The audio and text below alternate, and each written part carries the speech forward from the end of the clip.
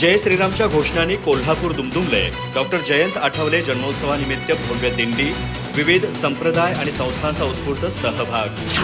कोल्हापूर येथे सनातन संस्थेचे संस्थापक सच्चिदानंद परब्रह्म डॉक्टर जयंत आठवले यांच्या 84व्या जन्मोत्सवानिमित्त भव्य हिंदू एकता दिंडी उत्साहात पार पडली.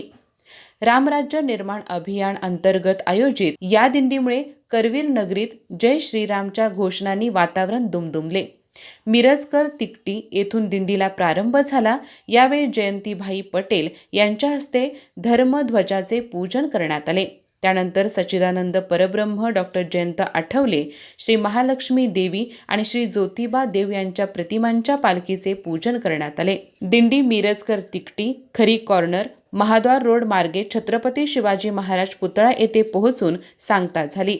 या दिंडीत वारकरी संप्रदाय, श्री संप्रदाय, भागीरथी महिला मंच, श्री शिवप्रतिष्ठान हिंदुस्थान, चिन्मय मिशन, इस्कॉन, भजनी मंडळ, भाजप, शिवसेना, विश्व हिंदू परिषद, बजरंग दल, हिंदू महासभा, कोल्हापूर जिल्हा ब्राह्मण पुरोहित संघ यांसह विविध संप्रदाय व संस्थांच्या मोठ्या संख्येने सहभाग होता. सनातन संस्थेच्या सद्गुरू स्वाती खाडिये आणि संत दीपाली मतकर यांची उपस्थिती होती.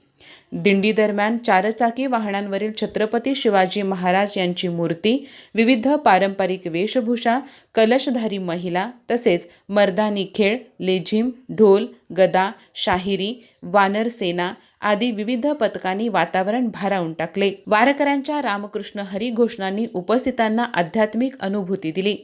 समारोप प्रसंगी सच्चिदानंद परब्रह्म डॉक्टर जयंत आठवले यांचे धर्मसेवकांना मार्गदर्शन या ग्रंथाचे प्रकाशन करण्यात आले. यावेळी स्वाती खाडे, अभय वर्तक आणि वैद्या अश्विनी माळकर यांनी मार्गदर्शन केले.